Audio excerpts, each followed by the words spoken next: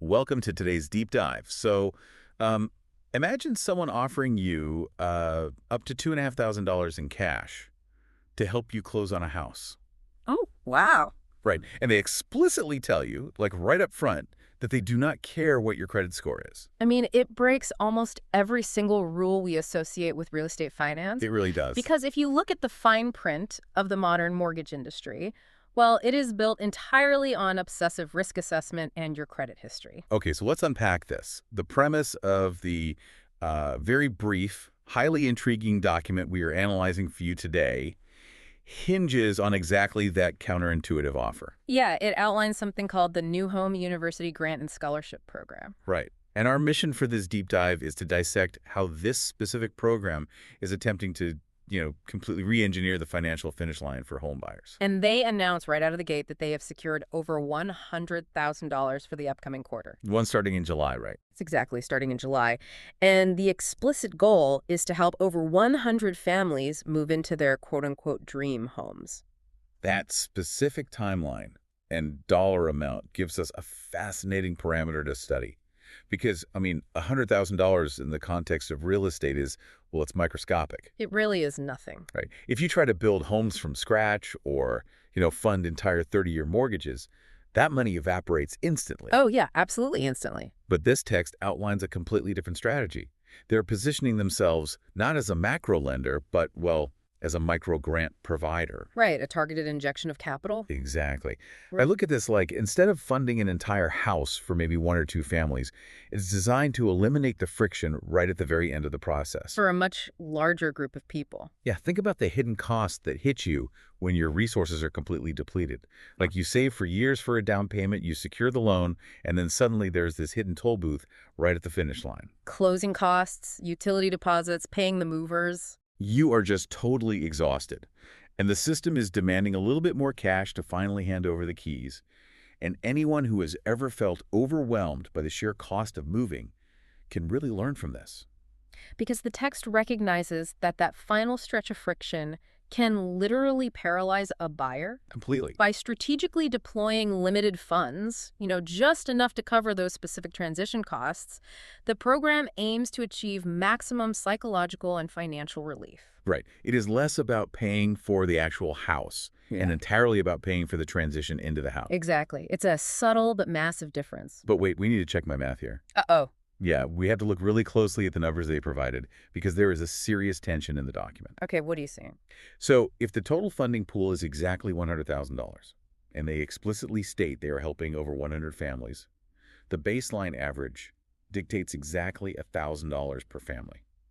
Right. The arithmetic is rigid there. Maybe even slightly less if they successfully clear that 100 family goal. 100 grand divided by 100 families leaves absolutely no wiggle room in a flat distribution model. Yet, like two sentences later, the text promises that these individual grants range from $1,000 all the way up to $2,500 per family. Ah, right. This math physically does not work unless someone is getting shortchanged. It doesn't. If one family gets the maximum $2,500, several other families must be getting significantly less than the $1,000 average, right? Or the entire fund just runs dry long before they hit their stated goal for July. Okay. So how are they justifying this massive sliding scale? Well, it forces us to look at the specific vocabulary they chose. They deliberately call this a scholarship program. Okay, a scholarship. Yeah, rather than a flat rebate or a universal stimulus.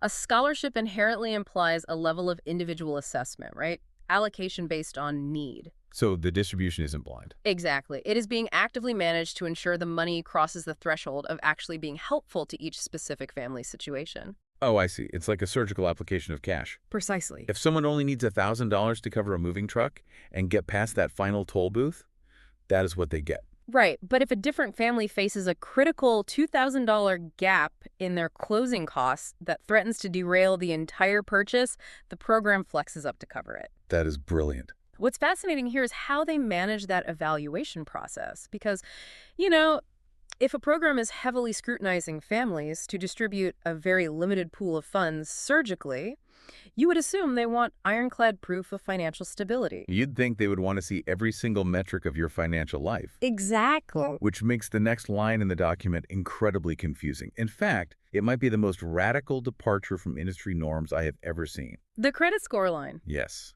The text literally says, quote, "Good news, this grant program has nothing to do with your credit score." We really have to analyze the underlying logic of how an institution can afford to ignore the single most common metric in housing finance. Right, because in real estate, your credit score is your identity. It is the ultimate gatekeeper. It really is. So why throw it out? I mean, if you are managing a limited $100,000 pool, why remove the most obvious filter for risk? Well, think about the timeline of a home purchase and where this program actually intervenes. Okay, right at the very end. Exactly. This text specifically outlines closing cost assistance. By the time a buyer is calculating closing costs, they have already gone through the arduous process of securing a primary mortgage. Oh, wow. Yeah, the massive institutional bank lending them the bulk of the money for the home has already run the deep background checks, assessed the risk, and verified the credit score. Ah, I see. So the grant program doesn't need to run a credit check because they are basically drafting behind the bank. The heavy lifting is already done. That makes total sense, structurally. Right. New Home University is simply bridging the cash-to-close gap at the very end of the timeline. They know that if you have made it far enough into the process to actually need closing cost assistance, a major lender has already vetted you. Okay, but we should also look at the psychological impact of that choice. Absolutely. Notice how they preface the announcement. They say, quote, "Good news." Right. Good news. They don't state the lack of a credit check as some dry administrative policy. Yeah. Saying good news acknowledges the inherent anxiety that you, the homebuyer, feel when applying for literally anything financial. They recognize the psychological trauma of the hard credit pull. It is a trauma. It is, because whenever someone looks at your credit, your score often drops temporarily, which creates this vicious cycle of anxiety for a homebuyer who's just desperately trying to keep their profile pristine until the loan officially closes. Yeah, you're constantly checking your app, terrified to buy groceries on your card, so you aren't sitting there biting your nails, wondering if a late utility bill from 4 years ago is going to ruin your chances of getting the scholarship. Exactly. You are just being evaluated on whatever internal criteria the university is using. It completely reframes the power dynamic.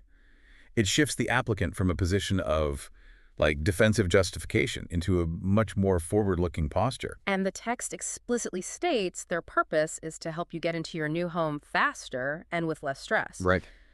By removing the credit barrier, the application process inherently speeds up because there are just fewer administrative hurdles to clear, and it undeniably reduces the stress of the applicant.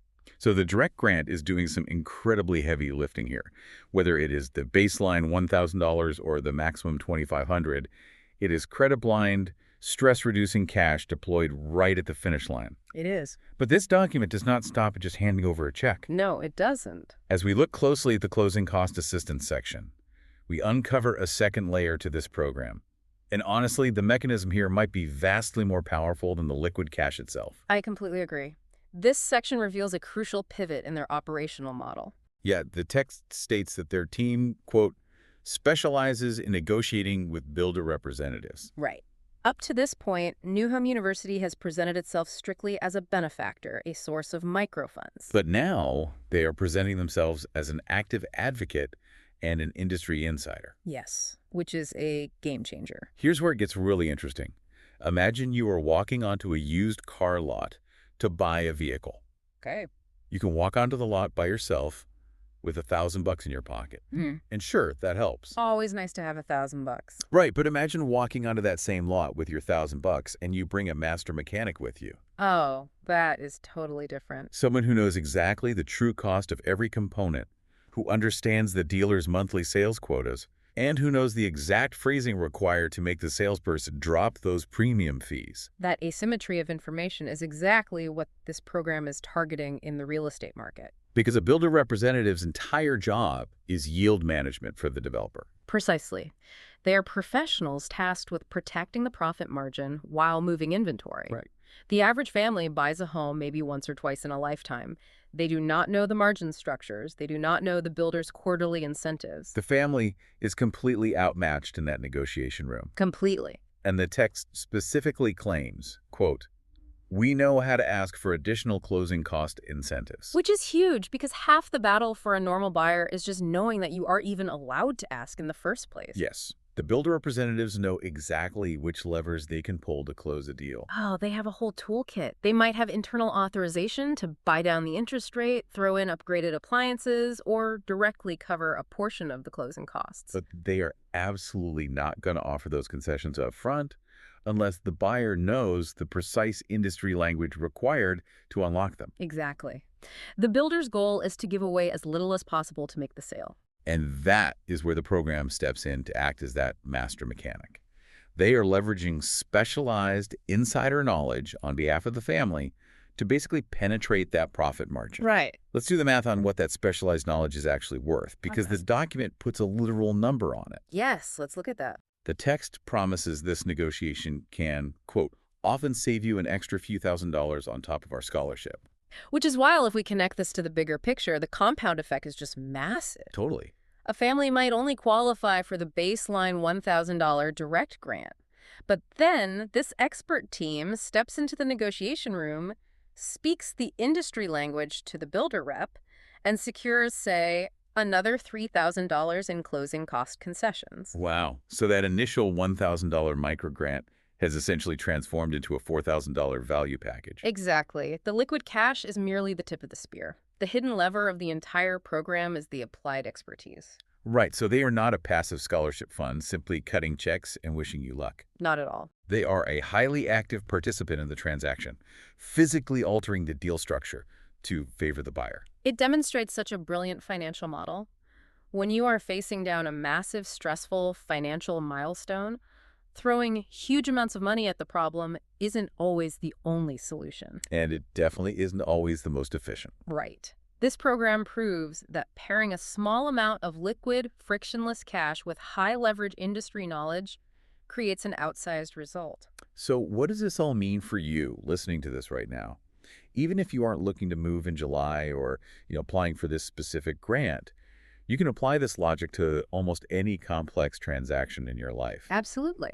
Having capital is great, but having an advocate who knows the terrain and knows how to ask the right questions multiplies the value of that capital exponentially. They are using the cash to grease the wheels, but they are using the negotiation tactics to actually move the heavy roadblocks out of the way. We should probably synthesize the ultimate aim of this dual-pronged approach. You have a program utilizing credit-blind microgrants to reduce immediate financial friction, paired with specialized negotiation to fundamentally lower the cost basis of the transition. Right. They're structurally engineering the stress out of the home buying finish line. But, and this is crucial, this brings us to a final underlying puzzle hidden in plain sight within the specific phrasing of this text. Oh, I was wondering when we would get to the specific wording they chose for the opposition in these negotiations? Yes. We just spent a significant amount of time analyzing their negotiations with, quote-unquote, builder representatives. Builder representatives, right. Consider what the existence of a builder representative inherently implies about the type of real estate this program is actually targeting. Okay. You do not interact with the builder representative when you are buying a 20-year-old house from a nice family in the suburbs. Oh, wow. You only deal with builder reps when you are buying brand new construction. Exactly. The text explicitly anchors its closing cost assistance to new construction developers. Which heavily implies that this entire $100,000 fund and the goal of getting over 100 families into their dream homes by July is specifically engineered for the new construction market. Yes, not the resale of existing homes. That entirely changes the context of the document. We're talking about everyday families trying to navigate massive corporate developers. It does, and this raises an important question for you to mull over. What does it say about the modern housing market that a quote-unquote university scholarship program is positioning itself as the ultimate financial middleman between buyers and corporate home builders? That is a profound question. It suggests a landscape where the barriers to entry for new homes are so incredibly complex and the friction is so high that an entirely new type of institution has to exist simply to translate the language and negotiate the gap between the builder and the buyer. The modern market is so dense that you literally need a scholarship program to act as your translator just to get the keys. Pretty much. You spend your whole life climbing the mountain, you get to the peak, and instead of facing the corporate toll booth alone, You have an insider standing there with you. Right there beside you. They hand the attendant $1,000, they speak the secret password to lower the gate, and they walk you right into your new front door.